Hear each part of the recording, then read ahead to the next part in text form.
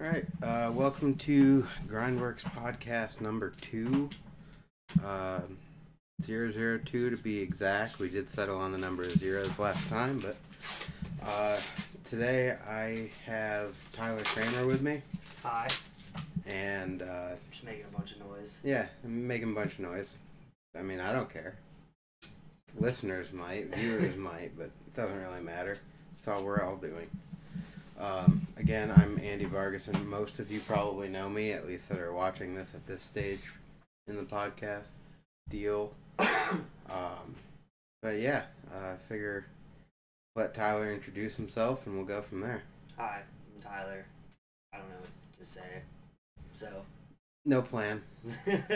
Never any plan. I guess, like, some background is Tyler and I ridden together, probably known each other, 4 years now? A little over 4 years. Like I've lived down here almost 5, so I'd say about 4. I think it's been longer than that because I met you whenever there's still the weird movable street set up in where the pump track is at the wheel mill.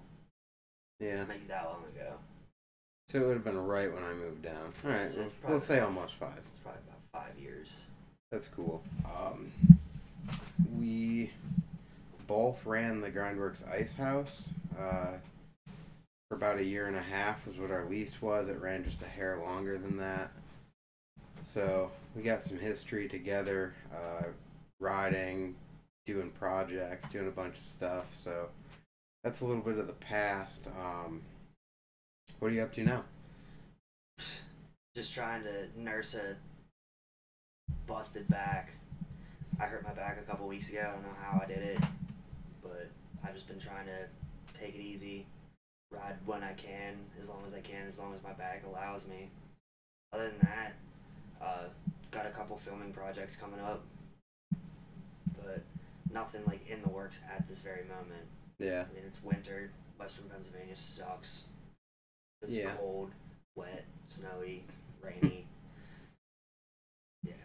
Yeah, no, it does.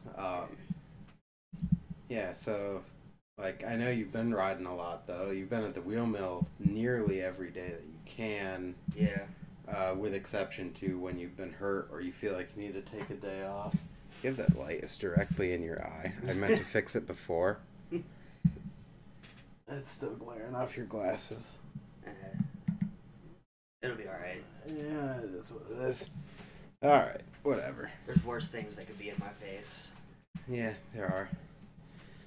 But, yeah, anyway, you've been riding the wheel mill a lot, progressing like crazy, I would say, recently.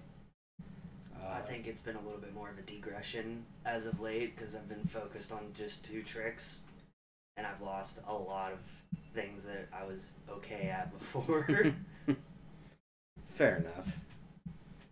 It happens though, but like, you know, I mean, when we were closing the ice house down, we were both kind of on a plateau a little bit. I haven't been riding enough to move off of that, but it seems like, you know, not right away, but within a couple of months after that, you just kind of caught some traction and just went on a tear for a bit. And I started riding with Cam Gervin a lot, and I mean, like, watching him just do the insane shit that he does on a daily basis, like, kind of pushed me just to step my game up a little bit. I mean, I'm nowhere near the level that he's on, but yeah, it definitely, like, gave me a little bit of motivation and inspiration to really start pushing myself again. And getting older, my body hurts all the time, so it makes it difficult. Yeah, but you got into filming a little bit too recently. So yeah. Like, I mean, I know you were into it for a while, and then just kind of, I don't know, got burned out on it is probably the right way to say it. Yeah. I'll let you kind of go into whatever there. I mean, it just got to the point where it's, I don't know if any of the viewers like have really been behind the camera a lot, but when you have a group of people and you go out and everybody's just getting super hype off each other and everybody's just feeling the vibes that it's getting put off, like, people just want to go. It's like rapid fire, and it's really hard to do that, and doing it repeatedly every session, day in and day out, it makes it really hard. And keeping up with everybody's clips and getting them where they need to go and editing things. And like I was, aside from BMX, I was doing like music videos here and there, and it just got to the point where like just having a camera and being behind the lens was just a nightmare. Well, you weren't really ever a dedicated filmer, so like that kind of comes into play too. Yeah. You know, some people, they're just natural behind the camera. That's where they prefer to be. Yeah. But when it turns into a bro cam situation, that all of a sudden you're the only one filming anything for, I don't know, however long you're out riding for. Yeah, it gets annoying, to say the least. Like, yeah. I mean, I know there's people out there, like I have a couple friends that do it, that's what they prefer. They love being behind the camera. But and that's just not me. I like just being out riding. I mean, being creative, but being behind the lens can also like allow you to be incredibly creative with different angles, perspectives, just messing with different things. But like really the creativity flows when you're on your bike. There's a little bit, for me, the dynamic is more about like if it's reciprocal. You know, maybe I don't have anything to do that day, and that's fine. Like if I don't have any motivation to get a clip or do anything, that's not a big deal then. If I'm like, oh yeah, I'll film your stuff, and you know, a few people are trying different things, that's fine. But when you do have something that you want to do and no one wants to take the camera in hand after that, it's kind of like, what's like, going on? It's like, what the hell, dude? Like, I just sat here and filmed you for 6 hours trying to get one clip, and I got something that it could be just for Instagram, just like something simple that I want to do, just to do it and document it. But yeah, but you can't hand me 15 minutes of your time now. Yeah. It's like, you don't expect it in the future. It's a, like, I don't know, it's hard to find like a really good crew dynamic, like where people just like being out with their friends and watching their friends do shit. Like we have a really tight knit crew around here, but like I said, everybody gets excited, everybody wants to do their stuff, and no, it's like really hard to find like a reciprocating or camera. Even a balance, because it's like if once the camera's out, it's like everyone's going. You're like, dude, if you want to clip two, just hold up until we get this one, because you know that one angle is not going to suit everything, and then the person that landed their clip that wasn't the one trying their trick is like, well, that angle sucks. Yeah. Oh, really? Yeah, I know that. Yeah, I'm aware, because if you would have just waited, I could have got a better angle. Yeah. I could have thought about where I needed to be for your trick. Yeah. I mean, there's also certain occasions where, like, you need it rapid fire, because, like, if you find a spot and security's hassling you or whatever, like that time that we went to Chicago. Yeah. Like, I'm thinking very specifically about clips at the wheel mill. It's the latest one where it's like 6 people go and try to get clips at the same time. Yeah, that is a definite headache. And you're like, all right, well, you grind right side, you grind left side, and you're both trying to do pegs hard up the rail. Yeah. This angle doesn't work for both of them. Yeah. Just flat out, it doesn't work. Yeah, and just getting clips at a skate park in general are such a nightmare, because not only do you have 2 people that grind on different sides, spin different ways, they're both going, but you also have to deal with all the other traffic, so you can't really get set up with a good angle and stay there. You might lose just like just a couple feet, couple inches could change the lighting, and then you're just like, oh, well, I don't remember where exactly I was just standing. And then battery life. Hello. Yeah. That battery life. I mean, you're waiting upwards of 5 minutes between runs sometimes. Yeah. On a busy day. In which case, like, can we just film this another time, or? Guess not. Yeah. It's always something. But filming it's a nightmare, but I love it at the same time. Like, something that I wish I had more money to throw at to do it. They have like better setups, and you know, multiple cameras, have auxiliary, like, lighting sources, flashes, all kinds of fun shit. And then you'll get called all the time. Yeah. I mean, that's just how it is, though. Well, it is. And I don't think it's a bad thing. I think it's in every scene. Oh, yeah. Without a doubt. But like you said, we've got a pretty tight crew that collectively we ride with. And the Pittsburgh scene's pretty big, so it's not that we're not tight with a whole bunch of the dudes around here. Yeah. But, like, the scene's too big to be with everyone. Yeah. It's like you're only hitting up a limited amount of people, and then they hit all their friends up, and sometimes you end up out riding with 30 people. You're like, this is quite honestly terrible. Yeah. I mean, sorry. I love the whole jam aspect. I way messed that up. What did I do? There we go. Yeah. But I like the whole jam aspect of everything. Like, I like having like a giant crew of people to ride with. Like when I went to the street series in Philly, I don't even know how many people there were, but it was the most BMX riders I've seen in one place at one time. And it was unreal. Absolutely unreal. But there are definitely days where I prefer like just 2, 3, 4 people. Makes everything so much easier. You get around easier, you decide on spots, even just figuring out like where you want to eat for lunch makes it's so easy. Yeah. And you don't draw as much attention.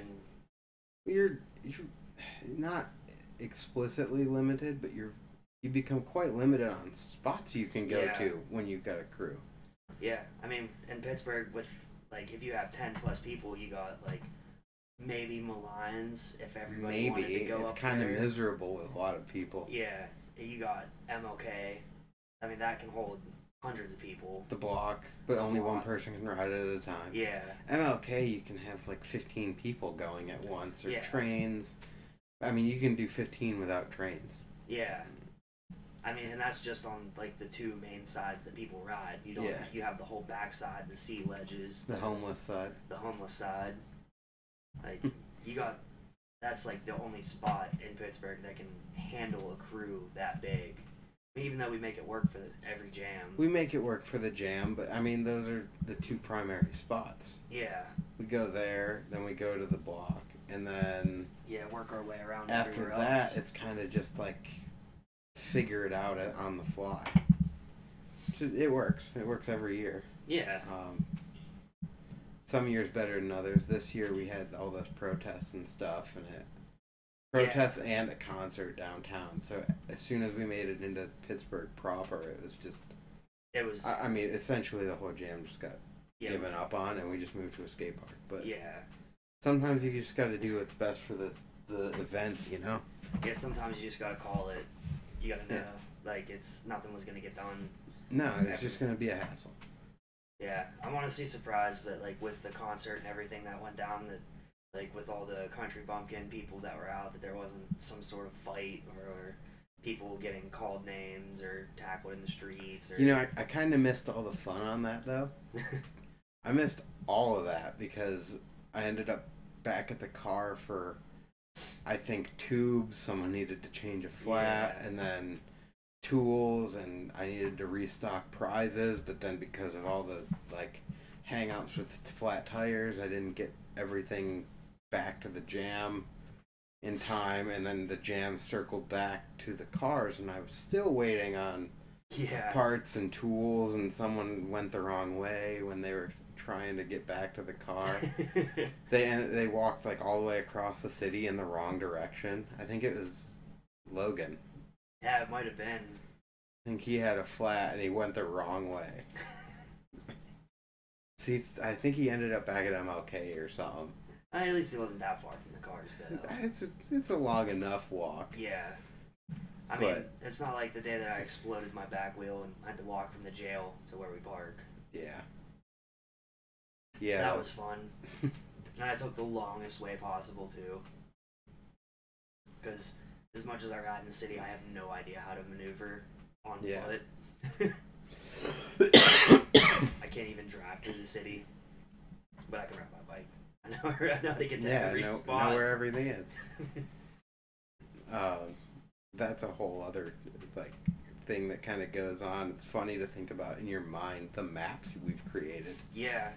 Because, you know, like, I know personally just from living in Binghamton and then moving here, like, I know both of those cities really well and a lot of the outskirts. And I know limited in between, you know, how to get there multiple different ways. I know all the surrounding cities semi-well. And it's like to think about all of that going on, and then we meet someone at the skate park and can't remember their name 5 minutes later, but yeah. we remember how to get to a spot in Chicago that we've been to one time, and you're like, I don't know. I could get us to that Black Rail in Chicago every time now. Mm-hmm. Like, because that spot will forever be burned into my memory, even long after it's gone. Mm-hmm. If it's gone now or If it's not. gone, I don't know what the situation is there. We haven't been out there. We didn't go this year. We didn't. We need to go very soon. Let's go right now. I would love to.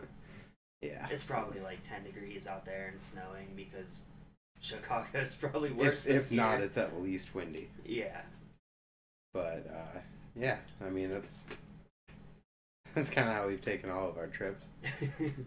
All right, let's go. Yeah, I mean that's how I ended up in California. Yeah. Cam was like the week before we went. He's like, "Hey, you want to go with me?" And I said, "Okay." He booked my flight right now.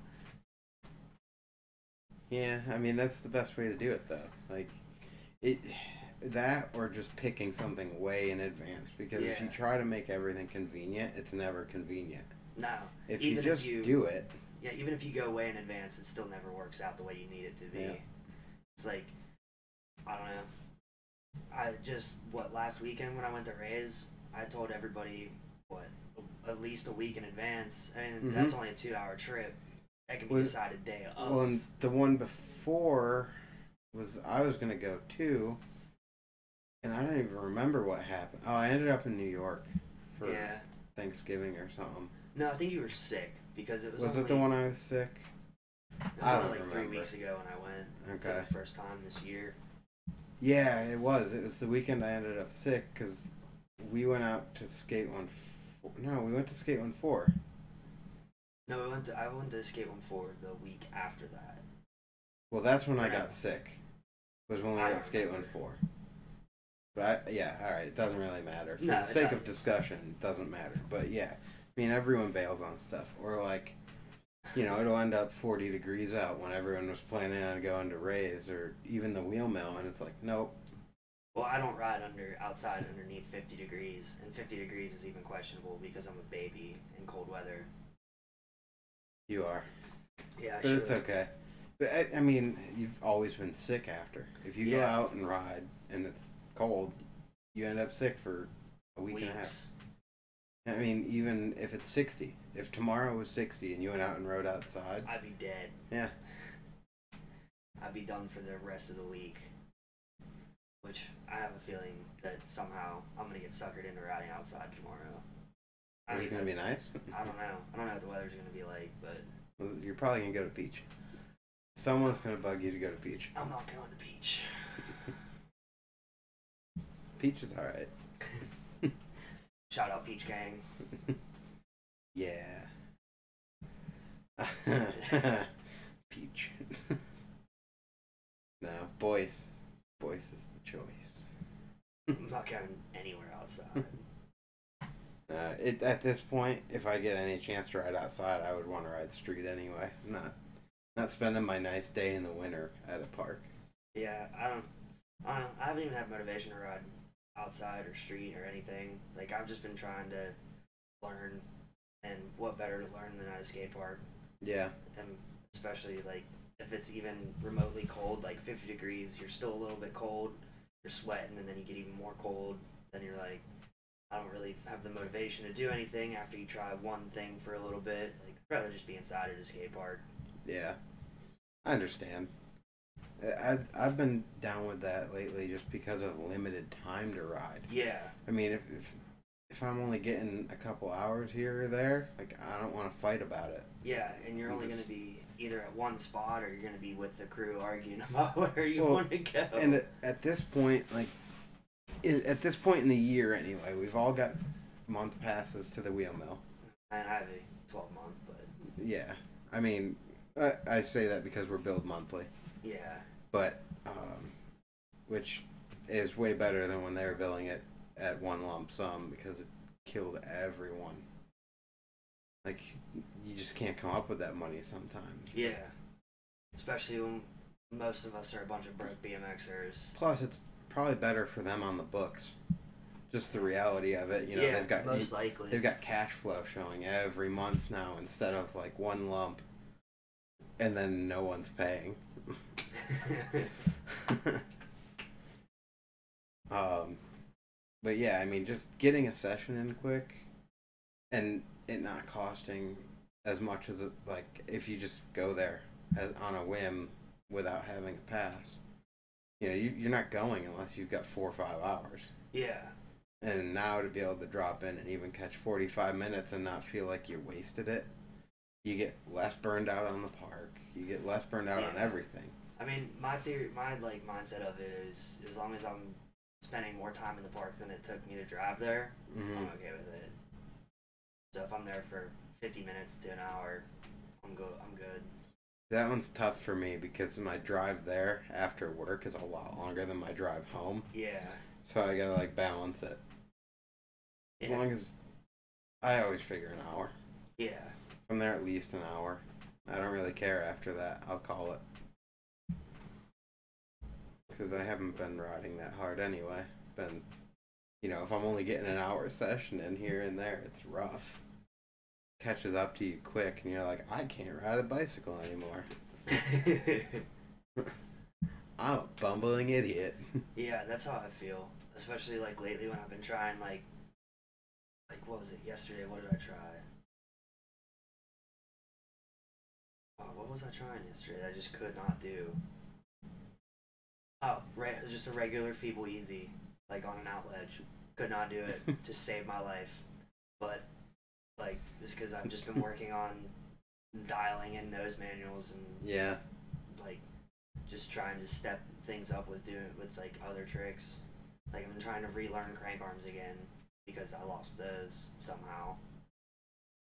I feel like that trick you just have to do all the time. Yeah, I definitely took that for granted because I mean I was doing it all the time and I was like, oh, I'll learn something else. And now it's like I can't even do a crank arm anymore on a Sabrosa street rail, which should be the easiest thing to do it on. Yeah, well, I mean it's very similar to what we learned them on. Yeah. Well, I can do them. I know how to do them. They're a battle every time, but I don't do them regularly, you know?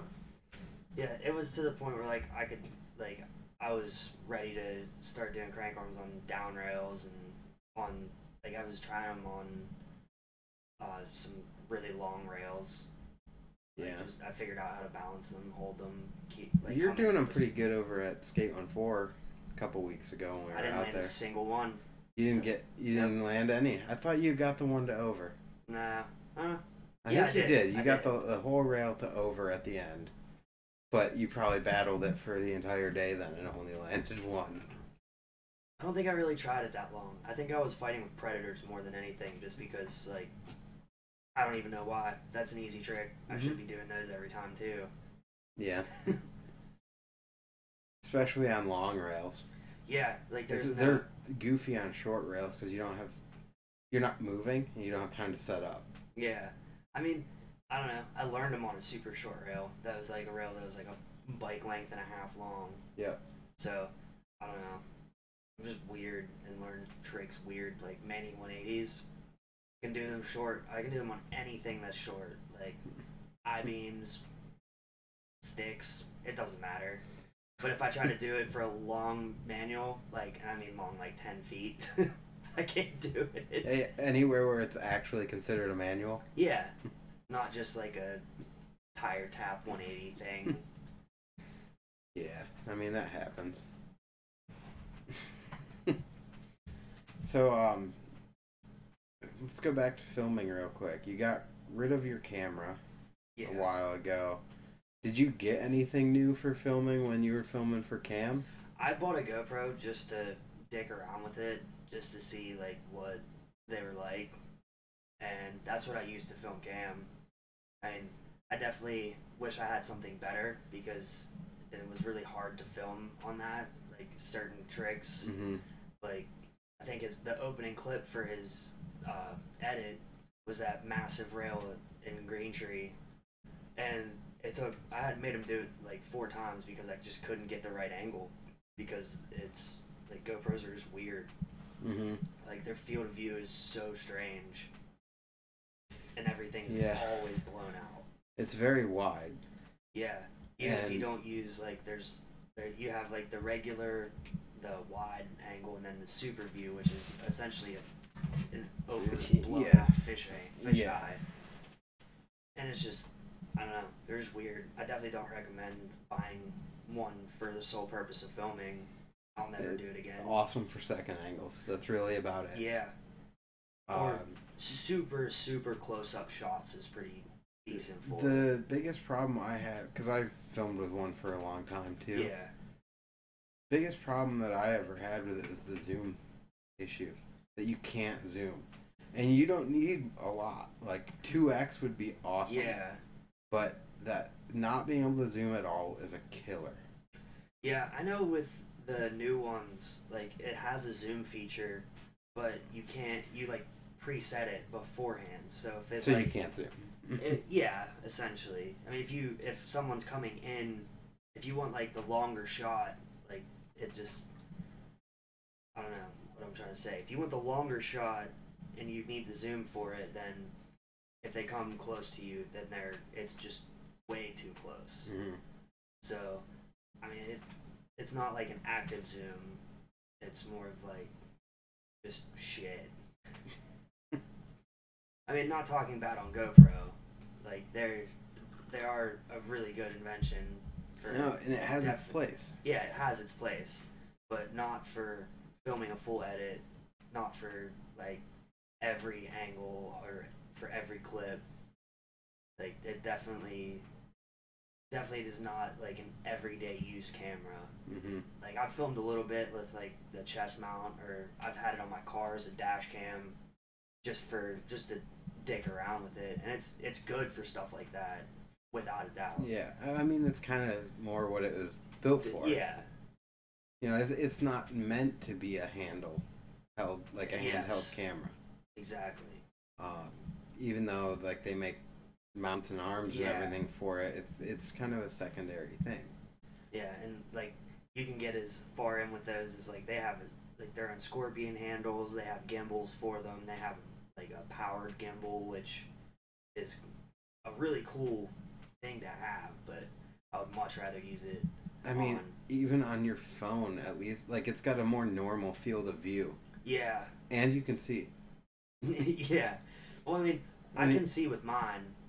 Like, that's what's nice. I have the screen on it. Yeah, the Hero 6 Black Edition or whatever, and it has the full screen, so you can see what you're doing. You can see everything with it, but it's still hard because, like, it's not a big enough screen for you to like block out your peripheral vision. Yeah. Well, the other thing that, like, you take it for granted until you don't have it on a normal camera. Having to be able to flip out and tilt your screen, your viewfinder there, like, so you can hold it down low and still see the screen. Yeah, make sure that everything's still in frame. I mean, the GoPro, after you use it for a while, you know exactly where it's pointed just by feel. But it's still, like, it's mediocre at best. Yeah, for sure. I would much rather have, like, just a good handy cam or another DSLR, which I'm probably going to end up buying one of the two again very soon. Just keep it a secret that you got it. Well, I mean, I kind of blew the secret already, but... No, it's none of our friends are watching this. That is true. I don't know what the view count was on the first podcast, but I'm pretty sure it was low. I watched it. I had audio issues with it because I was watching it like in between my car and just my phone. Like just listening to it in my car and listening to it on my phone. and one audio would work, one wouldn't. It was weird. Yeah. And, I mean, hopefully we've got some improvements. I need to get a mic arm for this so that it can, you know, be like... You probably won't see this on either camera, but here. Yeah. Split the difference between us because it's substantially closer to me than it is to you. Yeah. And most likely that'll reflect in the audio. That you're going to sound like you're far away. Yeah. Sound like I'm at the end of a tunnel. Maybe. I didn't think it sounded too bad in our little test one. I didn't think it was too bad with James and I's first podcast. I mean, it could have also been the fact that I was watching it on YouTube, and sometimes it, like, even with, like, professionally done music videos or edits or like, anything that, like, 99% of the time the audio is really good and crisp and clear, that it was messed up in my car for whatever reason. Your car's probably also, like, the way the balance on all that stuff gets. Yeah. It ends up bass heavy, and then it blocks a lot of treble sounds, so, like, audio and talking is terrible. Yeah. Because I know I have to change mine because I listen to a lot of talk radio, and I have to change my mixer in there a lot. You're because an old man listening to talk radio. Dad life. I don't know what my excuse was before, because I've listened to it for, like, probably pushing 8 years now on the regular, but dad life. I mean, I'll probably get there soon enough. I mean, I'm practically the skate park dad, so I'm right there with you. I mean, once you find something you like, though, like, it ends up being just an interesting dynamic to listen to, and you kind of become familiar with the people, not necessarily on a personal level because they're a personality. Yeah. But you become engaged, and, you know, you just like it. So I kind of look forward to that. It's actually their show starts when I'm getting out of work. So I've got the same people to listen to every day on the way home. And I don't have to hunt for terrible music. Oh, I love that's all I do is listen to terrible music on my phone in my car. Yeah, I mean, I only hook my iPod up on a long trip. Otherwise, it's just, like, extra work that I don't need to do. I like my car to turn on and just go. But it's kind of basic. As I'm walking to my car, I'm picking the music that I'm going to listen to on the trip. So, like, even just coming over here tonight, as I'm walking to my car, I had my entire playlist picked out already. I knew exactly what I was going to listen to, and it was all terrible music. Sweet. Got any recommendations of terrible music for people? No, because I don't want to admit what I listen to. No, I mean, obviously, I don't really want to get too deep into it, but music is definitely all subjective. Yeah. I mean, I have friends that listen to, like, that admittedly listen to, like, Lil Xan and all the new hype rappers or mumble rappers, whatever you want to call them. I mean, I listen to songs with them featured on it, but it's not definitely my main focus. Yeah. Well, we were hanging out with Joe Banks a couple days ago anyway. And he was talking about it took exactly the length of 2 Taylor Swift albums to get here. Oh, shit. And he's like, just so you know. I mean, that's useful information. You want to come out, it's 2 Taylor Swift albums.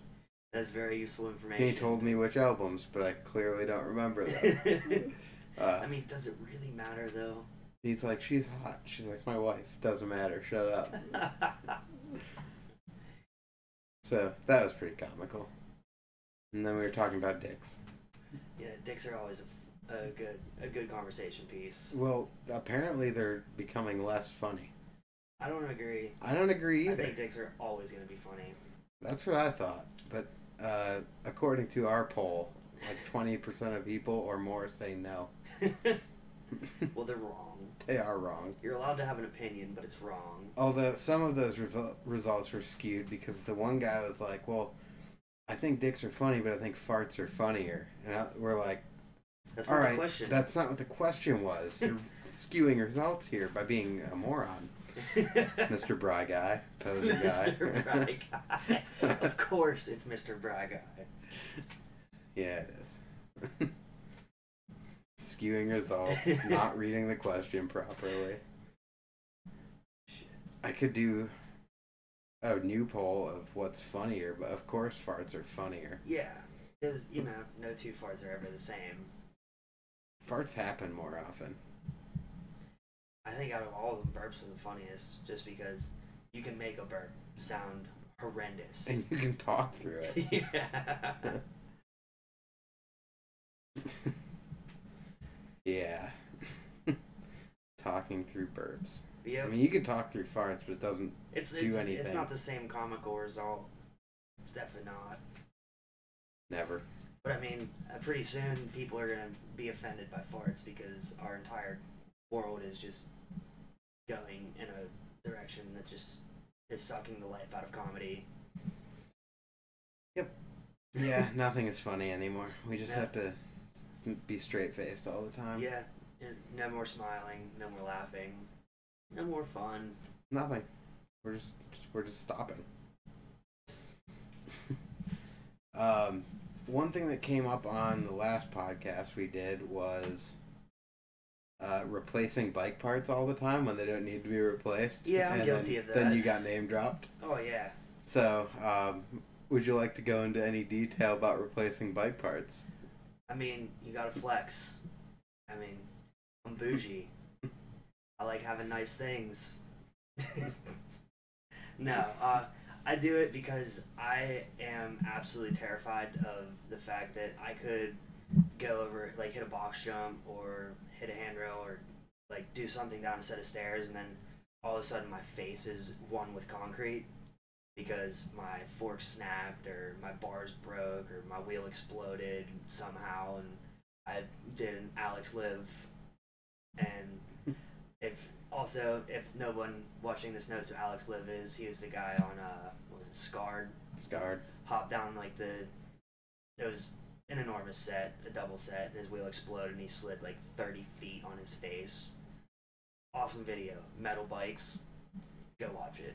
Mm-hmm. But I'm absolutely terrified of that because I have a job and I'm buying a house, so going through something like that would really put a damper on all of that. So I'd rather just spend the money and replace parts like as much as possible. As soon as I feel something wrong, I'll replace it just because safety. It's not like, oh, it's scratched, it needs replaced. Like, no, I'm not that guy. Yeah. No, and I mean, I've seen my fair share of broken parts because just being a heavier dude, I go through a lot of parts. And the one that stands out to me was that one, the pedal in Chicago. We were riding across a parking lot, and my pedal just sheared in half. Which, granted, and I'm going to make this comment about everything is always wearing down. Yeah. You know, it's fatiguing, and fatigue life is not infinite. No. And the way things are designed a lot of the time is not to strengthen the areas where they're weaker, but to bring the weight down by making everything as weak as the weakest point. I.e. 13-butted handlebars and other things. You know, that was more like the late 2000s, and it's kind of reversed in the early, 2010s, but it's still common practice because if you're beefing stuff up that much, you're going to end up back with 40-pound bikes, and I don't think anyone really wants that. I mean, I'm sure you wouldn't mind that. I mean, I'll deal with it, and I prefer a beefy bike, but I don't want to go overkill for the sake of overkill. Yeah, I mean, because heat treating came in as well. You know, a lot of stuff wasn't heat treated, so you'd have straight stock bars, and they would be bending down, and then they start heat treating stuff, and now you can bring everything down to that weakest point. Yeah, I remember my first pair of bars on my first bike were like this. By the time I was done with them, before I replaced them, and that was like my best trick was maybe a feeble on a ledge that was like peg height. It didn't take a lot. No. And again, it comes back to that fatigue life thing. Yeah. You start bending it, and it just bends and bends and bends. Yeah, I mean, it's a simple concept of metal. Once it starts wearing down, it's just going to get worse and worse and worse. But you see that a lot with a lot of parts online. You see kids breaking forks or bars or cranks or frames, and you're like, look it, man, there's no way that wasn't cracked. Yeah. You're just not looking at your stuff. Like, if it's cracking, replace it. And I know that some kids don't have money or their parents don't think it's a big deal, but, like, replace your cracked parts. Yeah, it could be the difference between, like, just a $300 bill for a new frame or a couple $1,000 trip to the hospital. Or, like, if you don't have insurance. Yeah. Like, $100,000 worth to the hospital. Yeah, I mean, I've broken enough bones and seen enough medical bills to realize that, like, that shit ain't cheap. Like, I think the last air cast that I got was like $25,000 just for the cast. I mean, I have insurance, so it picked it all up, but. Well, and I mean, it probably would have been discounted to about $1,500. Yeah, but still, like, replace your parts. Don't end up in severe hospital bill debt because it's just not worth it. You save yourself money in the long run. Replace your shit. Yeah. Like, my bike right now has something weird creaking going on. It's probably just the chain, nothing serious. But I will do a massive overhaul. Not overhaul, but I'm going to go over the whole thing, make sure nothing's cracked, make sure everything's working properly. Yeah, I need to do the same. Because after that last session, it was like not feeling good. And I need to replace my rear hub. And I'm not going to name drop whose hub that is because I was hooked up with it. And, you know, I like the dudes, but that was a bad hub choice. Yeah, I mean, I've had... So I'm probably either going to buy a new one or put one of my old wheels on in the short term. Yeah, I mean, that's one thing that I've been having a lot of good luck with lately is the hubs that I've been running have been phenomenal for me. I mean, there's no point in name dropping, but... Other than that one where the driver just died, well, like right as soon as you got it, but you're not the only person that's been having problems with that one. Yeah, I was like, which one was... And then I just remembered, but... Yeah, I know a lot of people that have had that same issue, and I mean, talk to me personally, and I might tell you.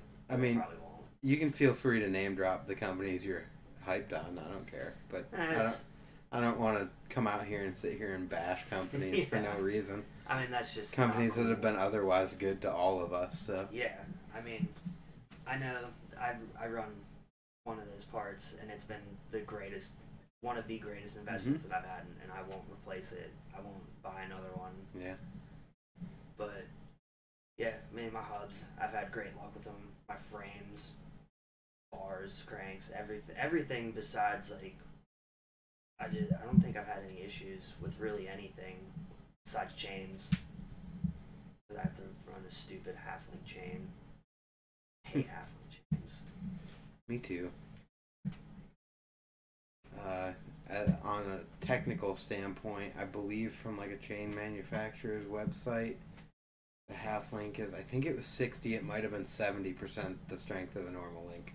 Yeah. But the comment there is, you know, the cliche saying, but chain is only as strong as its weakest link. So if you need one half link, you might as well go with a half link chain. Yeah. If you don't need a half link, don't run a half link. Do not run a half link chain.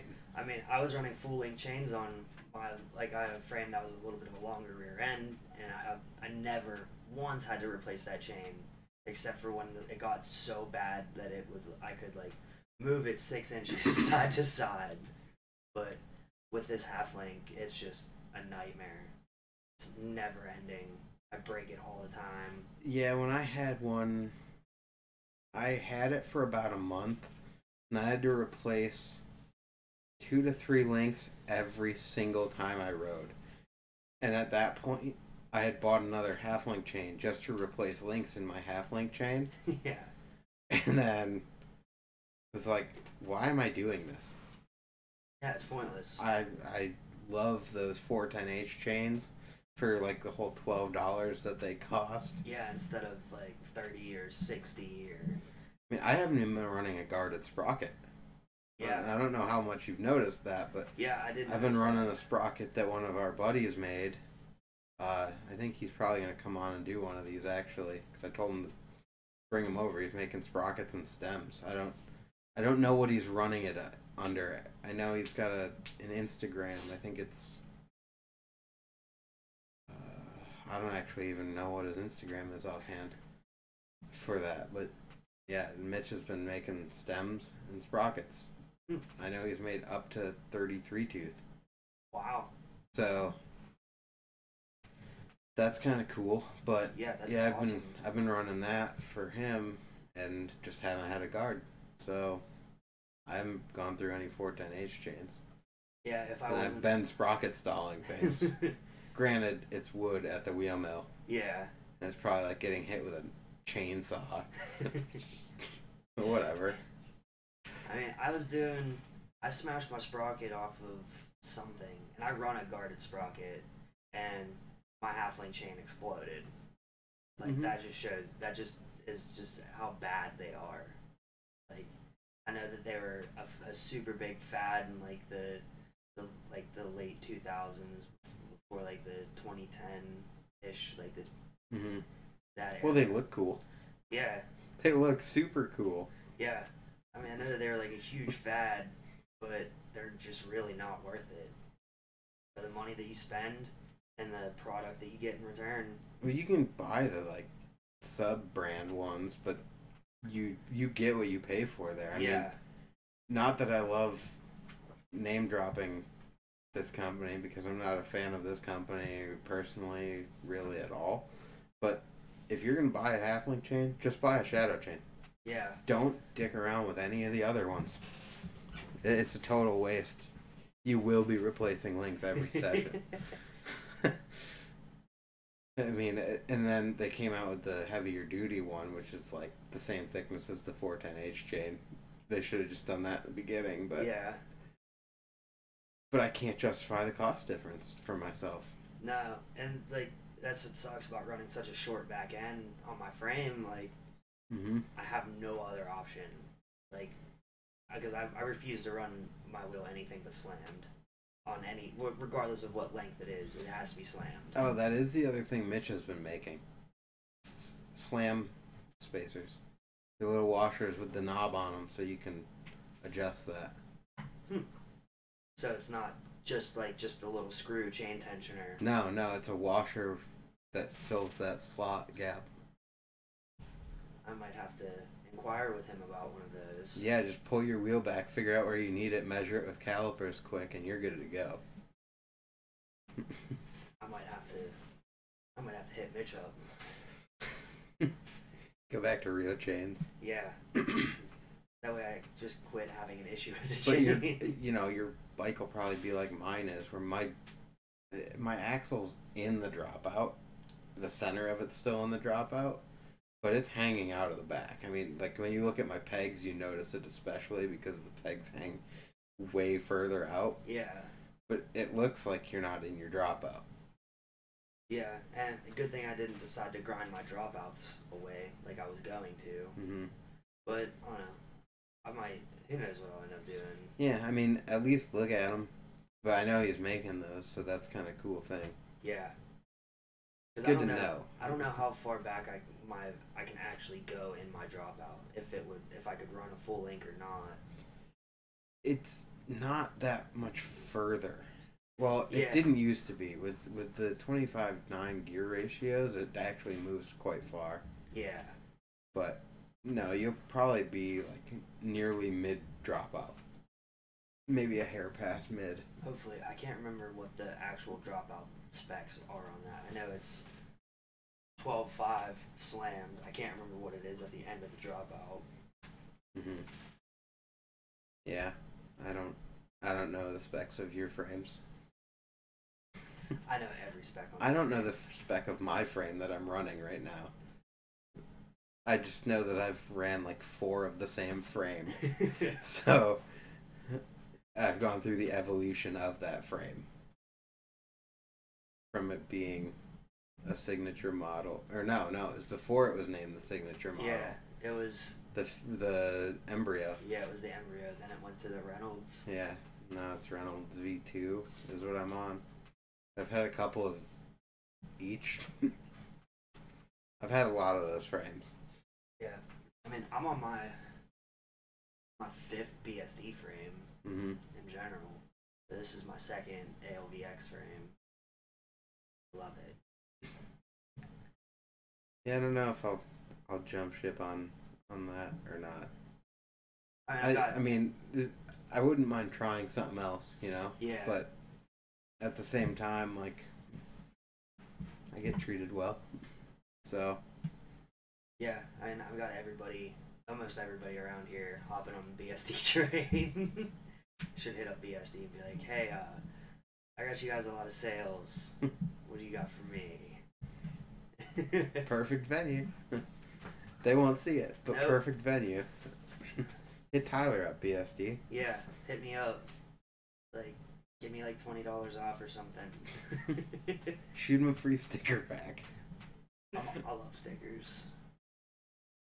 Yeah. Yeah, no, I mean, I agree with the changing out the parts thing, though. Like, we joked about it on the last podcast. Yeah. But, I mean, it is a worthwhile discussion, purely because people will get hurt, and you should change your parts. Yeah, I mean, I've watched people, like, I've watched crank arms snap because they've been running them for 6 years. Like, and they got lucky that they got to run them for that long. I've watched, like... You guys watched mine snap at Polish Hill that one day. I'm like, hey, you guys, I'm going to leave because my cranks are cracked, and I just noticed it.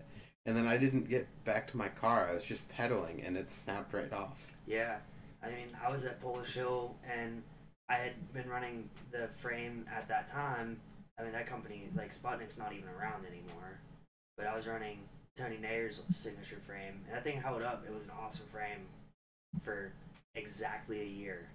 It was like a year to the day, and I did a disaster on the quarter, and it snapped at the down tube. Just clean right off. And I was like, holy shit. You've been afraid ever since. I have been. It wasn't even cracked before then either, which was crazy. It had to have been. It might. I mean, it doesn't always crack through the powder coat. Well, I don't, like, usually whenever it cracks on the powder coat, though, it raises it up or it causes a weird finish. There was nothing. It could have been cracked internally. Yeah. It was probably on a budding. It could have been. But I know it had cracked on a disaster, and I was like, oh my god. It scared me. But it made me realize that, like, what's the point? Like, why risk it? Well, a year's about it. At this point, you know, like, you used to have stuff, and, you know, a lot of companies still lifetime guarantee stuff. Yeah. But the reality is, it's only good for a year. Yeah, I mean, and that's a year of, like moderate to hard riding. But if you're doing, like, constantly hard riding all the time, I would replace it at 6 months max. The reality is just check your stuff, you know? I mean, don't take it for granted, because it's gonna happen. Yeah, there's no hard set guideline of a year, 6 months, 2 years. You know how you ride. Yeah, I mean, I've been running my forks right now for probably 8 months, 8-9 months, and it's like, I feel like that could be an issue that I'm having. I know there's no crack in the dropout, but I don't know if there could be cracks in the steerer tube or not, because I haven't taken it apart in a while. It's always hard to tell, because you end up with, like, the permanent grease ring. Yeah. And even when you wipe it off, it's like, is that a crack developing, or is it just where it's still shiny because grease was there? That's why I don't grease my parts. Don't do that. Grease your shit. I don't, because I replace them constantly. But yeah, I don't always. I mean, I build my stuff on the fly 90% of the time. I've had to build stuff in, like, a nice brand new carpet area because I didn't have a choice. Yeah. So, or like I had to build something in the street, like broke something or something felt weird, and I had a brand new set in my car, so I just hopped in, put it together, and just continued riding. Yeah. I mean, there's parts I'll carry over that I worry less about. Like, I'll carry a stem over. Yeah. I'll carry, depending on the bike, I'll carry cranks over. Usually not. I won't carry cranks over. Sprocket I won't, which sounds dumb, but, like, if you're having drivetrain issues, just replace your whole drivetrain. Yeah. I mean, you don't really need to. I'll carry wheels over occasionally. If they last that long. I go through wheels fairly quickly. Like, at least the driver's hardened chromoly. It's not like you're wearing the teeth in and just getting issues out of it. I go through, like, my free coaster a lot. Mm-hmm. Like, just because landing sideways, it just destroys a coaster. Like, it'll ovalize the shell. Well, my last bike, I carried my back wheel over. Carried both wheels over. And, like, the front hub is just, like, keeps going. Never dies. Yeah. But front hubs usually the don't back take a lot of hub abuse. like was awesome through the whole duration of riding it. And then I'm like, all right, I'll carry it over. And probably about 2 to 3 months later, I started having a bunch of skipping issues and ghost pedaling. And I'm like, this was highly preventable. I knew better than to do this, and I still did it. See, that's what's nice about a free coaster is I don't have skipping problems. Yeah. Well, I mean, come on. 8 pedals to get it to engage. Alright, that's a different story just because I had been running that coaster for a while. Like, that was like a year and a half of hard riding on that coaster. Yeah. That was when you built me that radial wheel. It was that one. Yeah, it was that one, and then we relaced it because you got the right length spokes. Yeah. Then. And that was. Did we relace that again after that? Yeah, that was to another rim, but you kept the same hub. Yeah, that was three.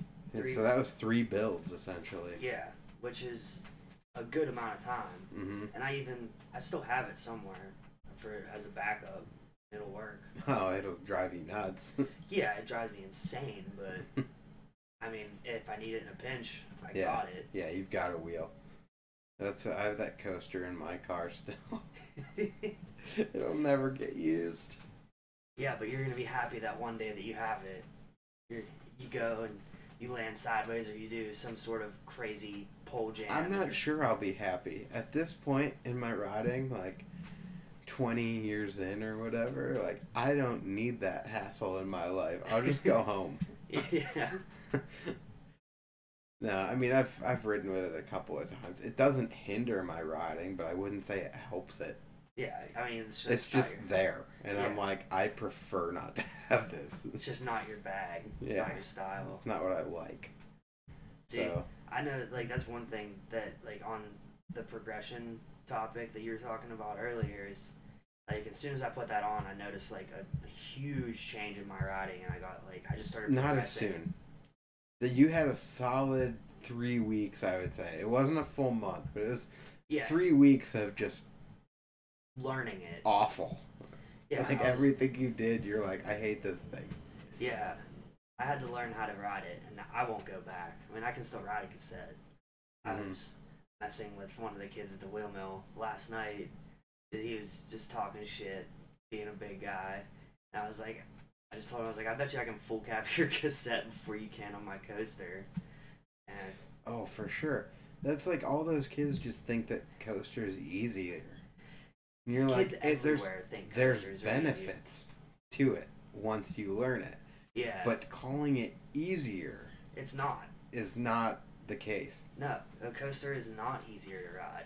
Like, granted, it makes certain things easier. It makes going backwards really fast easy, but you have no counterbalance. I mean, your steering is. Yeah. And your weight displacement, but yeah, like, there is an inherent counterbalance in riding fakie on a cassette. Yeah, I mean, that is one thing that I definitely miss about riding a cassette was the stability of it. But, like I said, I won't go back to a cassette. I like tire taps.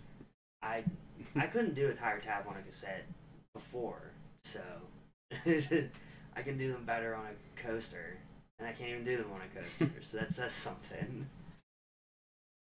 Yeah, and I don't know, I feel like just because I ride around a lot, too, I like having the instant engagement, which I know, like, it's super easy. You get extremely used to it very quickly, not having the instant engagement. Yeah, I don't even notice it anymore. Like, it's just, like, I just know that it's there. Yeah. And I think it's hilarious when people hop on my bike and I forget to mention that I have a free coaster and they smash their shin. I mean, it's not even like a forget to mention at this point. So many people have them now that I don't know what the percentage would be, but I would say that probably about half of the people you'll encounter are running free coaster. Yeah, just about. It seems like more than that when you're at a park, but like out riding street, I feel like it's a good mix, and I feel like at the trails, obviously, like one person might be running a coaster, and it's only because that's not their primary thing they're riding. Yeah, I mean, you definitely get that like black sheep in the trails that runs a coaster, but I mean, there's zero benefit to it there. Yeah, you have absolutely no point unless you're. It's just because they're at the trails. Unless you're some sort of psychopath and you're gonna 180 a giant double. I've still never seen someone 180 a giant double and half cab the next. Yeah. And it doesn't, like, you could build a set specific for it where you've got a giant double and a short guy, like a dirt spine almost. Yeah. And I've still never seen it done. Or like a short. Like, not even, I guess long and low wouldn't be the correct term, but like just like little speed double, like 180 a big trick jump and then half cab a speed double. Yeah. Which I feel like sick. that would be deadlier. I'd rather just like float it. Because you think you'd probably end up like nollie cabbing it almost off of a double lip. Yeah. I mean, either way, it's not going to end up good the first time you ever try it. No. Although I do want to see it. Yeah, but then you know what comes next. As soon as someone does that, then someone's going to jump something fakey. Then you're going to start getting fakey backflips and... That'd be death. Yeah, that would just put BMX to the point of... That would have to be like very wide trails built out in like the desert, because if you tried to do that in the woods... You're going to run into a tree backwards so hard. Yeah, if you tried to do that here, like the Monroeville trails or something, you're done. You're gonna go through a berm fakie. See, I'm waiting for the day that those idiots on Nitro Circus do the mega ramp backwards. Which you know it's coming. You know it's coming because those guys will do anything for a little bit of clout on the internet. Only if they 180 into the roll-in. If you roll in fakie, it's lame. If you 180 in, I'm all for it. That would be the day when I think that Nitro Circus did something cool. Like, these, like, quadruple backflip, bike flip, triple bar bullshit. You say that right now, but then the reality is you'll come around to it and you'll be like, landed resi. Yeah. Yeah. Still to resi. Like, I know I sound like such a dick to some of the little kids that, like, get hype over it, and I'm just like, dude, they landed on resi, it really doesn't count. Like, nothing, like, I know, like, Rodeo Peanut's dead, I know that, like, no one really cares what you land in anymore, but, like, it's resi, it doesn't count. Grass is cooler than resi. Grass is definitely cooler than resi, because grass is still street. Grass is unpredictable. It's still street. Like, you do a rail hop into grass. Where else were you going to do that rail hop into? Because that's the setup. Yeah. It's not like, it is a man-made setup, but it's not made specifically to land in the grass. No. Because whoever designed it definitely wasn't thinking about BMX in mind. No, they would have paved it. Yeah. At least. Cobblestoned it. Yeah. That's Pittsburgh. It did something stupid. Resi. Gotta love it. I mean, sure. Like I just like whenever I see people do like whatever, what's that one dude's name, Ryan Williams, or yeah, like whenever well, yeah, but I mean, they all like it's not like they can't ride a real ramp. yeah, Because didn't he just win like the X Games Big Air or something like that, going to a real ramp and hitting a big quarter at the end of it. But that was like the point of contention about them not wanting him to be in the X Games. So they're like, well, yeah, but you only do it to Resi. And he's like, you don't think I can land it? He's like, I will land it, and I will hit that quarter at the end. I mean, regardless, I don't really have, like, on a personal level, I don't have much respect for the people that do all the circus tricks, because that's just, like, I know how you did it. I know what you do. You literally are doing it just for the competition. You're not doing it for the fun of riding a bike. You're not having fun at that point, in my eyes. I mean, no, well, you're doing it for the adrenaline rush, which is fun. See, I don't agree. But, like, I feel like you can tell at the end by like the jock hype when you land something. I don't know. See, like, I feel like with like the Nitro Circus dudes and all that, like, I feel like they're just, I feel like it's still a show. Like, even all the hype is just a show, because on their days off or their days in between things, like, that's all they're doing is they're just practicing their stuff into Resi. Mm-hmm. Like, before their next tour, their next show the next day. Like, I don't know. It's just not for me. Like, I don't feel like there's no creativity involved with it. I don't feel like it's a good representation of BMX to the masses, because the reality is, like, if you're a parent looking at this and they don't know what BMX is, and you guys go to a Nitro Circus show, and then the little 10-year-old kid's like, Mom, I want a BMX bike, with having no clue what BMX is, that's a terrible representation of BMX on a day-to-day basis, and BMX of what's available to the masses. Yeah. You know, it's like, that's an absolutely not a chance situation that... Yeah, don't, like... That even Mom A is gonna all of a sudden go buy you a BMX bike after watching a Nitro Circus show. But, you know, if you're, like, involved at a local racetrack, or see that, or even the skate park where it's, like, little jib stuff, or, you know, jumping, but it's reasonable, there's still a chance that you might get your bike as a 10-year-old kid, and your mom might be into it. Or realize that she can take you to the park and go for a walk, take the dog, or, you know, whatever. Yeah. But I think, you know, it's like you're almost shutting people out. And I think you can get to that point where you become too big for yourself. Yeah, I definitely agree with that. I mean, I think that, like, with all of that, like, not only is it just, like, a bad misrepresentation of BMX, it just gives kids the wrong idea in general. Like, not only just their parents, but as even like a younger kid who already has a bike and is like working, like just trying to, you know, figure out how to maybe just hit a box jump or something. And they see that and they're like, that's what I want to do. It's not even readily available for them to try to do. Like, right. When you go to Woodward or something, like, you might have the mini Mega to ride, but you don't have the real one. Like, you can't ride it. No, it's completely inaccessible. Yeah. And, you know, even vert riding actually has that problem, too. Like, where are you going to go and ride a real vert ramp? Nowhere, really. I mean, Ollie's in Kentucky has one. Yeah, the closest thing we have is South Park. Yep. And then Woodward. Yeah. But, like, I don't know anywhere else that has a vert ramp. Yeah, there's very, very, very few. Maybe Rye Airfield? They might. I don't know. I've never seen any clips of it. Yeah, and I know Skater's Edge has, like, a really long bowl, and it's tall, but I don't think it's a vert ramp. I think it's still technically a mini.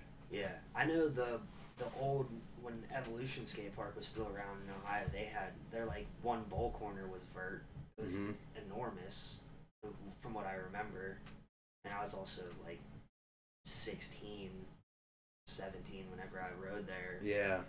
But it was big. But like a good, 10-foot vert ramp would be, one, not that difficult to build. They're actually very basic. Yeah. A foot and a half of vert on a 10-foot ramp. So you're working with like an 8.5 foot transition, maybe a 9-foot transition. But it's completely inaccessible to kids. And then it's like, well, vert's dying. Well, is it?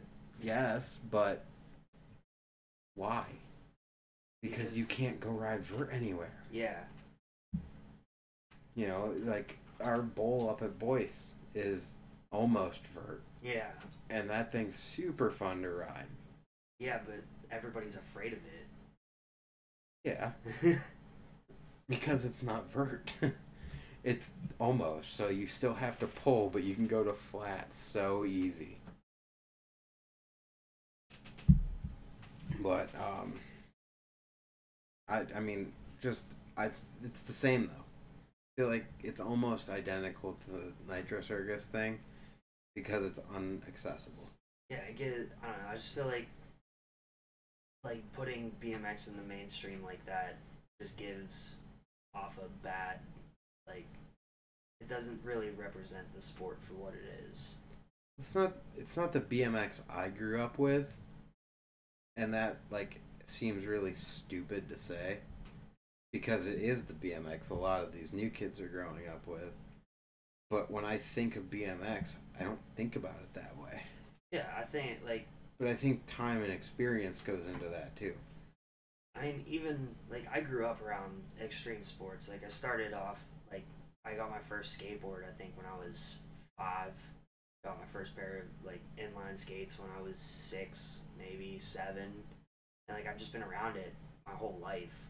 So you're like Captain Extreme, showing up at the park and you got your board, your blades, your bike. Yeah, I can rip a scooter too. Sick. I had a scooter for a while. Just because the local venue that I used to play hardcore shows at, they didn't allow bikes in. So did you ripstick everything? No. Ripsticks weren't around when I was a kid. So that was never something I for the better. Yeah.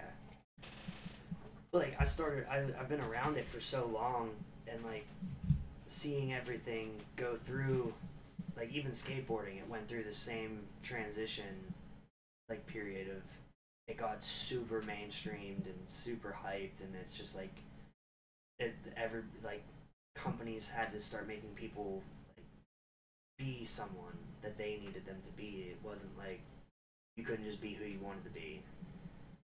You didn't have your band BMX. You didn't have your everyone's fucking that company would never exist. Well, they're I would call those revivalist companies almost. Yeah, but I'm saying they would never exist if BMX would go more mainstream than what it is. Mm-hmm. Because eventually someone's gonna start putting getting their hands in everything and start putting money in people's pockets and well, you have to look like this and you have to do this. And we had that for a little while, and then the scooter thing blew up.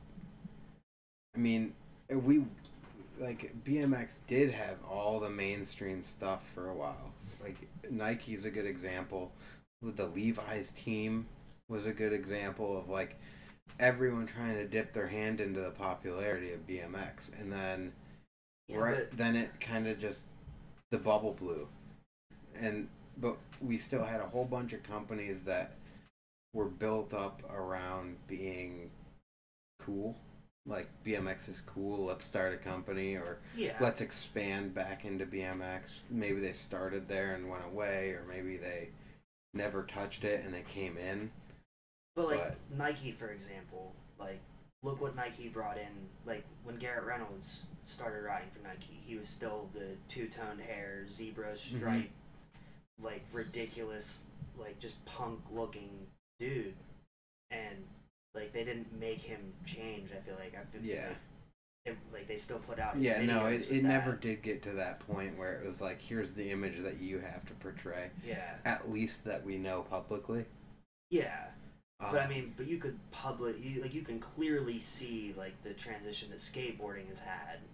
Because like you used to have like Chris Cole, who was just some ratty looking dude who used to like it was just a metalhead that just shredded a skateboard, and then he started like he got on DC. I mean, he did get a little bit older, and obviously like things change when you get older, but like. Used to have a ton of people that were like that, like Corey Duffel, Dustin Dolan, like you just had like your like core like don't give a fuck skaters, and then now you have like you just have all of your just everybody looks the same, everybody's rocking the same fit, like everything is exactly the same in skating, and like that was because like to me that's from the mainstream aspect of it all. Yeah, they're marketable. I mean, yeah, it makes everybody. Whatever Zoomies is carrying is what everyone's wearing. Yeah, I mean, you can sell it to people that don't know what skateboarding is. Like you could, like, I mean, Thrasher, they've got like their little bit of an edge, like they have their pentagrams. And, yeah, but you can still buy it at Zoomies. Yeah, which is like that's what I'm saying. It's like almost comical that they allow their stuff to be sold there, because it's like, here's what we're saying and then here's what we're doing, and verbally and in print they would never be like, yeah, buy stuff at Zoomies, and they're like, well, we're selling our stuff there though. Yeah, like it's like lame in my eyes. Like it makes me not take anything they've ever done written seriously. Yeah, you can't take them seriously. And I feel like with like the Nitro Circus and all that stuff, like with BMX being in the Olympics coming up, like that's where BMX is gonna head. I just have that feeling that it's gonna get blown up again, and people are gonna be like big companies are gonna be like, oh well, we'll dip into this, but you have to look like this. Yeah, you have to be able to be sold to some just 10-year-old kid that like suburban mom will buy this outfit for, these shoes for. Yeah, or they'll replace you. Yeah, or you'll be replaced, and it's just gonna put BMX in like some sort of. I feel like it's gonna take a huge hit. Like you're gonna see some things that you don't want happening happen. I mean, the only positive. I can hope that that's not the case, and it seems like at least at the beginning here, they have a lot of good people involved. Yeah, I mean, you got Van Homen involved, which, like, he would be one of the, like, out of 3 people that me personally would want involved with BMX in the Olympics would be, like, Hoffman, Van Homen, Doyle. Like, those guys have been around BMX for its entirety. They've seen the sport grow and do everything, and they know what direction to not take it, to not let it be taken. So it still keeps like its heart and soul in it. Yeah. But like, so like I just remember growing up riding. Like, I can't remember what video it was. I think it was an old Fit video where Patrick King. I think Patrick King rode for Fit. I don't know offhand, but that sounds okay. But he was on Mosh. It wasn't. It wasn't so freestyle. No, it wasn't that long ago. It was like, it was earlier than 2010, but after 2007, I started riding. Yeah, I don't know what a lot of those Fit videos were. But like, Stay Fit, Fit Life, stuff like that. It might have been Stay Fit, but I honestly can't remember. But he like had his opening part, his name was spelled out on a table and just weed. There's just a ton of buds everywhere, and that was how he spelled his name. And then a smoke cloud rolled in, and then his part started. Like, then you'd see like people like older videos where people be smashing beer bottles over shit. Like, I mean, granted, it's not, you don't want everybody doing that, because then obviously you get a really like a super negative stigma towards BMX. But like, you still need that kind of stuff, because then it allows people to be free in BMX. Yeah. Like, you can just be whoever you want to be. If you want to be a dickhead, be a dickhead. Like, yeah, not everyone's gonna like you anyway, so Yeah. just be you. Yeah, just do what you want to do. That's basically what this is. We're just a bunch of fuck ups and outcasts. Like we're not prim and proper. Very true. At least in our era of BMX, and I feel like that's a little bit different. I think that not necessarily the newest generation, maybe a little bit before the last few years, probably up to about 5 years ago, is like the influx of just, it's become normal. And it's the start of what you're talking about. But, like the accessibility to places like the Wheel Mill, where they're just running essentially the cheapest daycare in town. Yeah. It brings in a lot of people that maybe otherwise would have never touched BMX. Yeah, there's like... And they're just naturally gifted athletes. Like, some of these kids, it doesn't matter what they pick up. They could have picked up a skateboard, they could have picked up a bike, they could have picked up a lacrosse stick or a basketball or anything, and they would have been talented. Because they're just talented, athletic individuals. Yeah, they have just that natural ability to just destroy everything that they touch. Mm-hmm. Like, didn't you just posted on your story last night from the Wheel Mill, a kid that's never ridden a bike, or never ridden BMX bike before, does a flare 5th try? Like, yeah. I mean, like, you're just naturally talented, you're aware of your body, and you're aware of your spatial, surrounding. Yeah, I mean, we were joking around with him because he was doing, like, he flipped the, like, granted, it was to resi, but your first day on a bike, I'll cut you some slack. But he did, like, a fly-out bar first try, or not first try, but it took him a couple tries, but first day on a bike, does a fly-out bar. He's doing feeble heezies down a hubba, like, he's doing... It doesn't matter what he picks up. Yeah, doing crank flips, he backflipped the resi first try, like, doing flares 5th try, just naturally, completely naturally talented. And I think, I mean, that's the benefit of what you're talking about, but it's a result of the negative side of what you're talking about, of, like, a lot of these kids are going to get into it too that have no business being here. Yeah. They're not really that interested, other than that, their mom drops them off there every day. They made some friends there. Yeah. But they're gonna quit. As soon as they get a car, they're gonna quit. Yeah, or they have the idea that if they ride this way and do certain tricks, that they're gonna be professionals and they're gonna make money and that's all they're gonna do. That mindset is just horrible. Just that I'm gonna be sponsored and that's why I'm doing this. Yeah, that's a result of that era too. And that's also a big difference in, like, having a shitty attitude and just being a dickhead. Like, I'm a dickhead, but I have friends. Like, we call you. Yeah, there's people who friends. tolerate my existence. Yeah. But, like, I have a fairly positive attitude towards BMX, towards people in general. It's, like, I mean, obviously I have my opinions and my negative outlooks towards certain facets of it all, but, like, overall, whether you're a park rider, trail rider, street rider, like, if you're doing sick shit, you're doing sick shit, and I'll support it. But as long as it's not Terezi.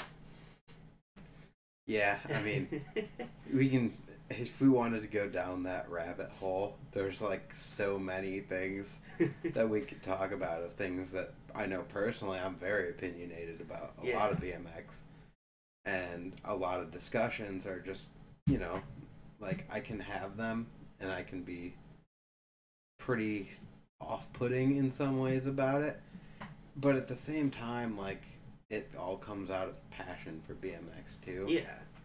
And, like, if you didn't have strong opinions, do you even really care? Yeah.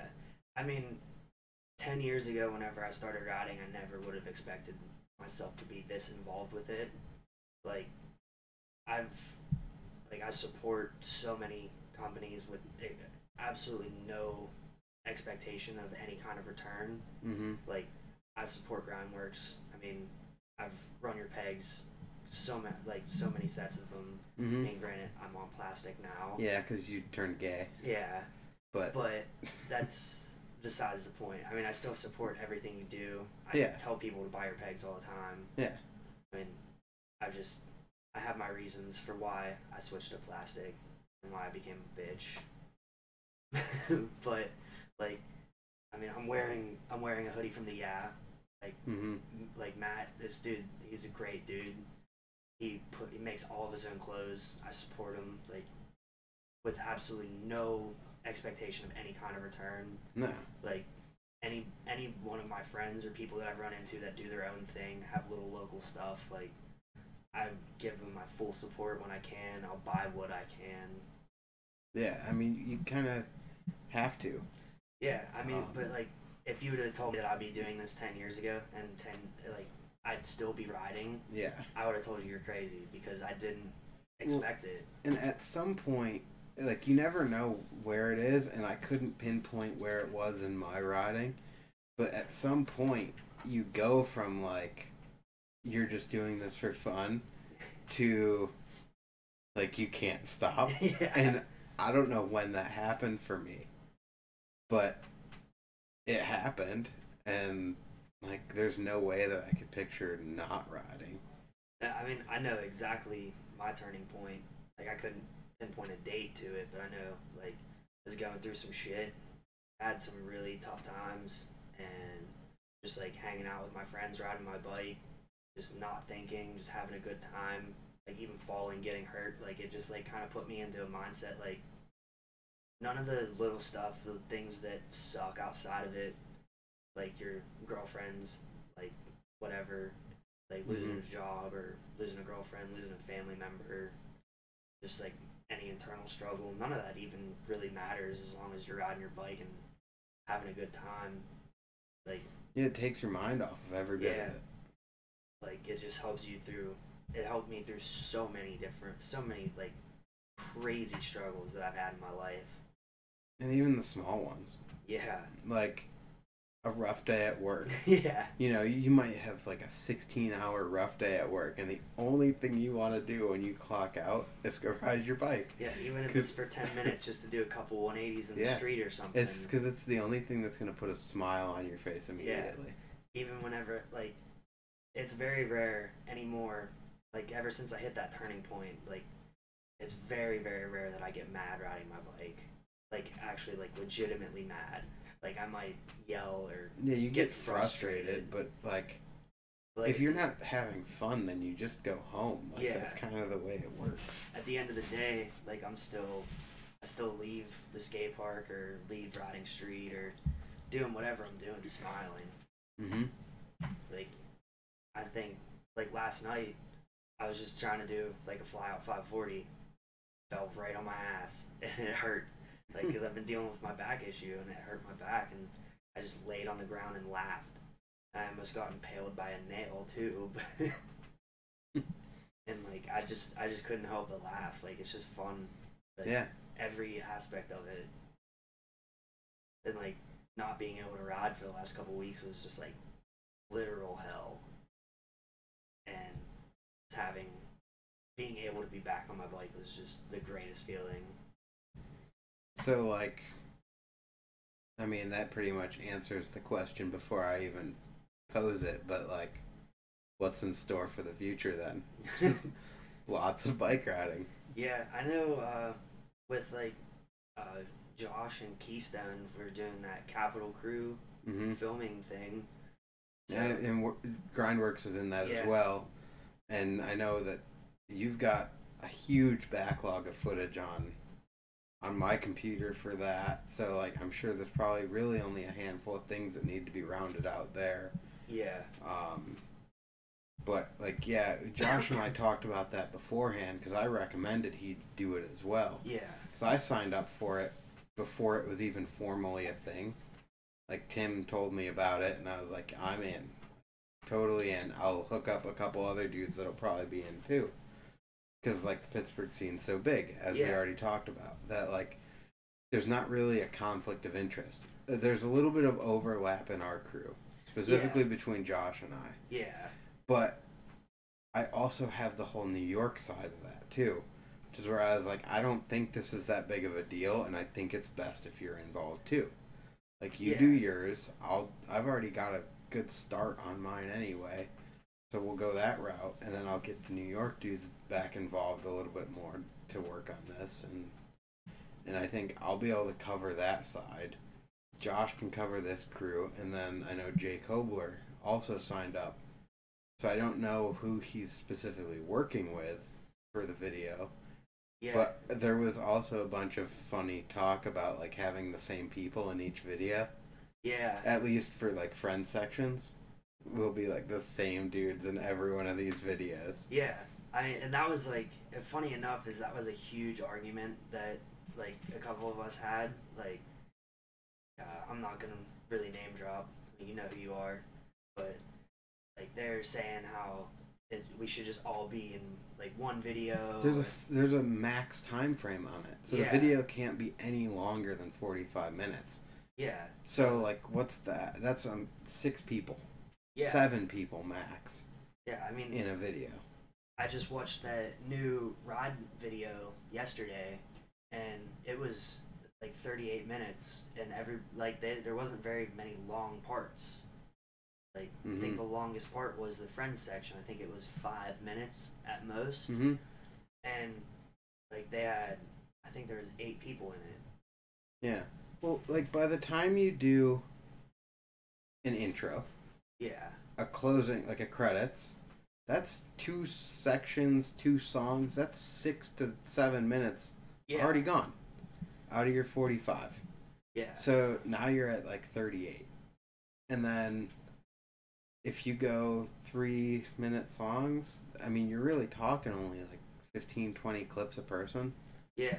Then if you add any B-roll stuff, a friends section, and in the event you've collected enough stuff to have a crash section, like, there's not time for any of that. So, yeah, I mean, I knew that on the front end, that, like, that argument was pretty stupid.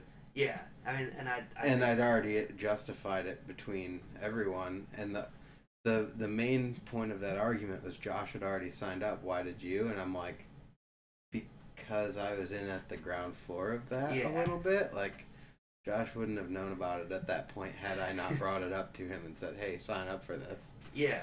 I mean, and it's not like it even matters because, I mean, if anybody really wanted to do it. And I actually might be doing 2 videos for that. I haven't technically signed the second one up, but it's already in the works. Yeah. And I probably just submit it. But, like, it's just funny that became an argument. Yeah. But, like, that's pretty much, I know on my end, that's going to be a big part of this coming year. Yeah, that's, I mean, probably for you, too. I have a lot, like, I have an entire list of things that I want to do coming up for that. Like, I have, in my free time at work, I've been thinking and just writing down on a list, just different spots, different tricks, different places that I want to go and do certain things. The places thing is the one I want to do. Like, because I'm not, at least for my section, I'm not that worried about it. Yeah. Like, I don't have anything to prove. And I know you and I have had a discussion before, but the group, you know, anyone watching this hasn't had the discussion of, like, it's whatever you're into at that time that it was filmed. Like, you know, you might not be as hyped on that thing that you did 2 years ago when we were filming, but in the moment you were hyped, and that alone makes it worth putting in the video because it's all a documentary. Yeah, it doesn't matter whether it's the best of the best. It's whatever you found cool at that time. Yeah, like, I know for a fact that, like, I am not gonna put out a video part even remotely close to a comparison of my favorite riders. Like, I could never be on the same level as, like, Dan Bailey or Alex Donachie or Brock Rayford or like any the whole BSD team. Pretty much the whole BSD team plus Brock Rayford. Like, I'm never gonna be on that level, and, like, I don't want to put out a video like that. I want to do something that, like, I'm hyped on at that time. Like, I mean, it might only be just, like, a little bump 180 off of a curb or something, but if I'm hyped on it, it's going in there because it's what I want. Like, I don't have to prove myself to anybody but myself. Like, that's pretty much all it is to Well, me. so I've worked on a couple of projects in the past, and the one way we've always done this is like, I'll go through and I'll pull all the clips. Yeah. You know, everything that's been landed, everything that's like even kind of half lands for one reason or another. I'll save them all.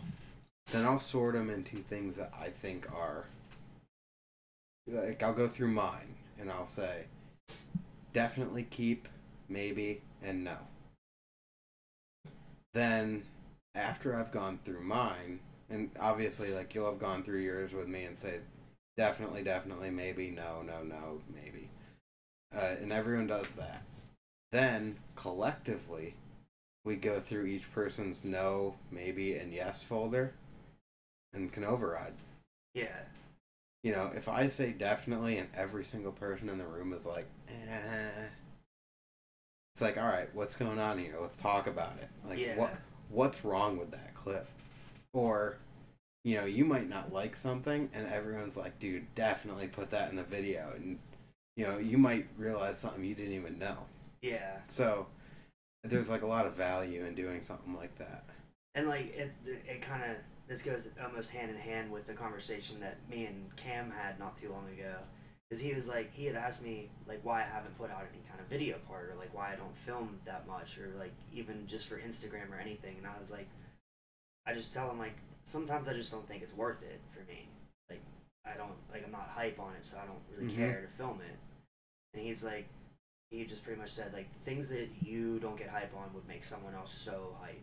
Like, get them going, or, like, motivate them, or just make them go, what the fuck?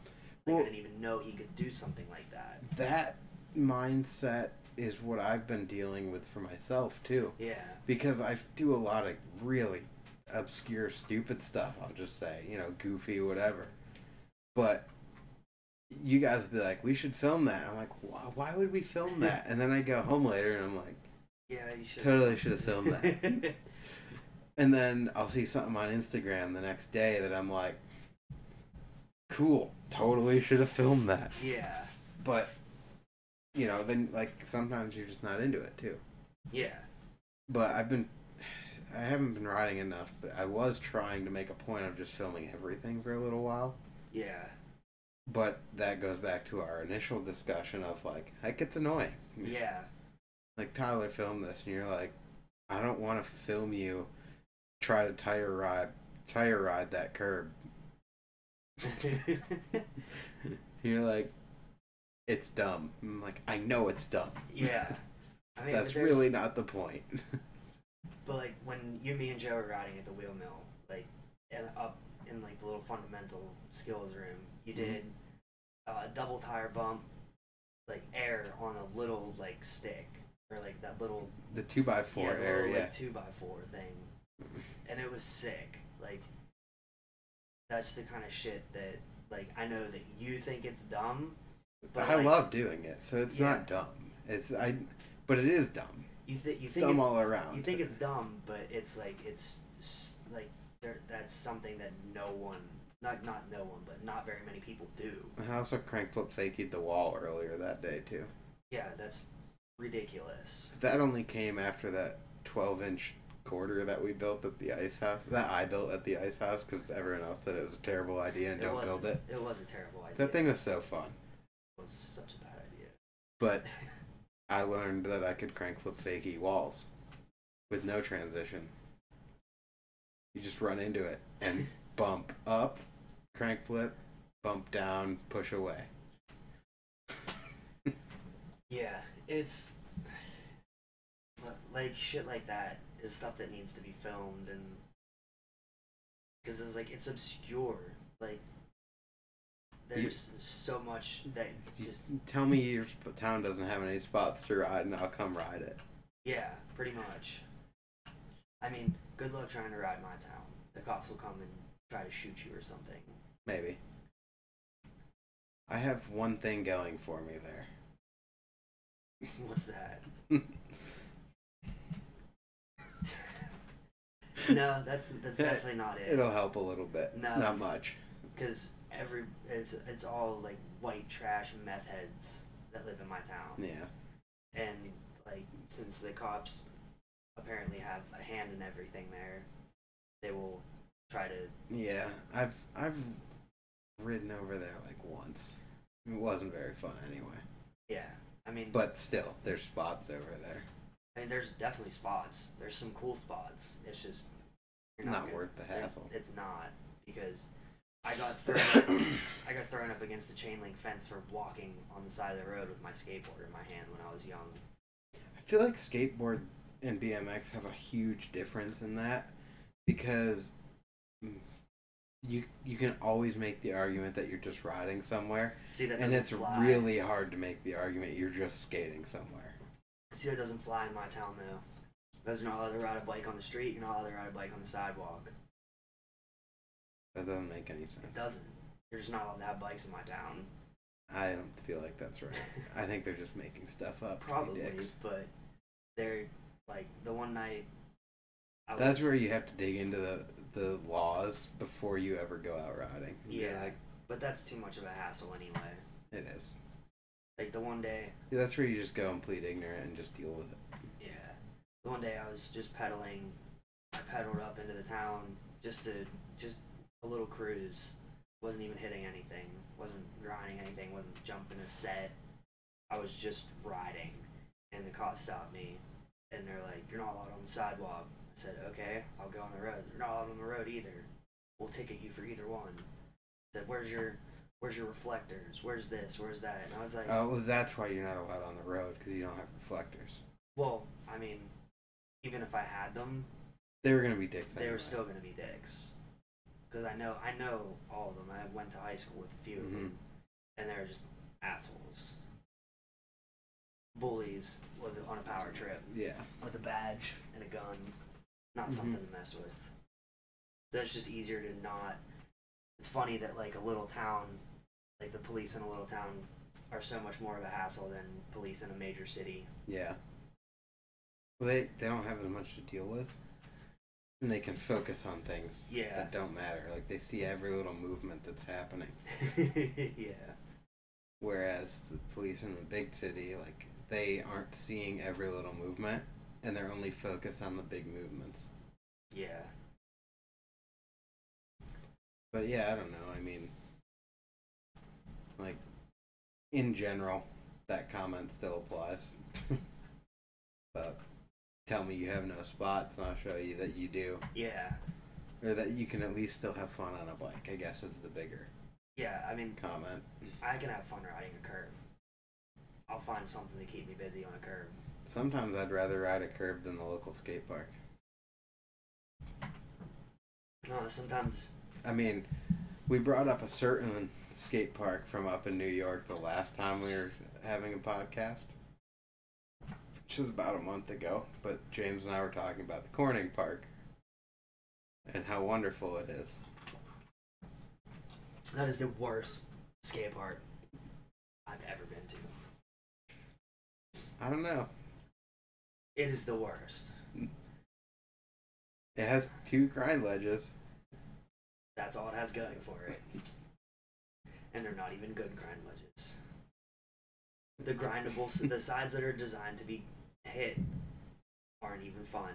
It's the outside of the ledge that was actually fun. No, see, the side that has coping on it was added by skaters, I think. It didn't originally ever have coping. And so they did kind of ruin it when they put the coping on. But either way, they're both built left side grinding. Yeah. Because they're on opposing corners of the park, so... yeah, it was stupid. Horrible. Not intelligent layout. And the quarter pipes there are phenomenal. Yeah, quarter pipes, a term used very loosely. Very loosely. You guys should all check out the Corning Park. I know I said that last time, but you really need to go there. Don't do it. Don't do it. If you're going out that far, or you're even anywhere remotely close, just do something else. There's a little prefab park in Watkins Glen. That way makes way more sense. Just go there. And then go walk the falls, because Watkins Glen's pretty cool. Never been there. But, yeah, so that's the next year is road trips and filming for a video and editing a video. Yeah. And then premiere in St. Louis, April of 2020. So, 420. Yeah, that'll be a definite good time. Yep. It's going to be super fun.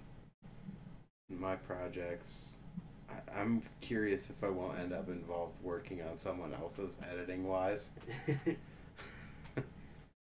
Not Jake's, obviously, because he edited Cam's whole thing and he's going to be all set up there. But I don't know what Josh is set up to do or not do.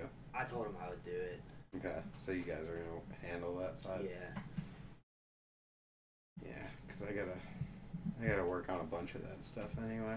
Yeah, I mean, whenever I move into my house, I have an idea of a whole section. You'll have a whole studio set up like mine here. Yeah, I'm gonna have a pretty intricate setup for editing specifically. Mm-hmm. Need to get into the vertical stacked monitors too. I'm not going that far. No, you know what we were talking about the other day was the like huge 36-inch gaming monitors and stuff, and like how in playing games or something, like your eye travel is too much. I'm like, I don't think you maximize your window on it. I think you scale your window to like a normal 24-inch size, and you put all your controls on the outer border so you don't have to look to different monitors. Like, it just makes sense to work like that. Yeah. I don't know. I know for editing, I like having a very giant screen. Like, I did my last one on my laptop, and it wasn't big enough, and it sucked because it made it really hard to get everything timed right. Yeah. I mean, you can like scale your timeline and everything, but it's still hard to see. Yeah, I feel like having at least two monitors and one of them being bigger, it'll definitely help a lot. Mm-hmm. Yeah. I mean, like 20, I think these are 24s. I think all my monitors are 24s. That's a pretty good size. It's not huge, but everything works good. Yeah, the one I'm getting is, I have a 15-inch MacBook Pro. Mm-hmm. And then I'm getting one of the... You're getting like a 28? I'm getting a Mac Tower. I think it's 36. It's enormous. Yeah, that's a lot. But can't wait. It'll be sweet. It'll be nice for editing because it's like the newest one. It's like 4K, whatever the fuck it is. I don't even know. But it's going to be nice. Yeah. I need a better computer before I can get into anything like that. I'm getting it for free. This one's 5 years old. I bought it like as I was moving down here, so 5 years on a computer, it's like practically scrap metal at this point. Yeah. I'm using it for recording this and streaming video games and doing all sorts of stuff, and it just sucks. CAD. Yeah. Too much. But I think we'll probably wrap. We've been talking for a long time. Actually, almost 2 hours now. Damn. It's pretty crazy. Yeah, I mean, I can keep going too. I know we could. We barely hit any topics. I know. So, I mean, we can do more of these. I don't need like a different person on every time. Yeah. But I would prefer to not have them consecutively the same person. Mostly because I don't have enough camera or screen space to be doing like multiple hosts. Yeah. But I think I've got a couple other people that wanted to do some podcasts, and I mean, after that, let's come back and do some more random talking about nothing. Sounds good to me. So, on that, I think we'll call this a wrap. All Anything you want to shout out, promote, name drop? For anybody who's watching this, pretty much like if you're out of town from the Pittsburgh area, once I move into my house, just hit me up on Instagram if you're cool and you're gonna respect my space. You're more than welcome to crash on my floor at any time you want to come through. I don't know what else. Instagram handle. Yeah, my Instagram is just my name. It's Tyler Cramer. It's Cramer. Then two Not letters. Cranmer. Not Cramner. I'm not related to Scotty. And there's 2 underscores at the end. Trying to think. Let me crash on your couch whenever I come through. Yeah, hit him up and tell him to come to your place. Yeah, because I will. Not that that's weird, but it's a little weird. I don't even have to know you. I don't care. Just like, come stay on my couch. Come sleep on my couch. Yeah, go sleep on Tyler's couch. Yeah, come sleep on my couch. Let me stay on your couch. Tyler likes to be Little Spoon. I do. I like to be snuggled. But, alright. All right. Thanks for watching, listening, assuming anyone is still here. Yep. Alright. Thanks, guys. Peace.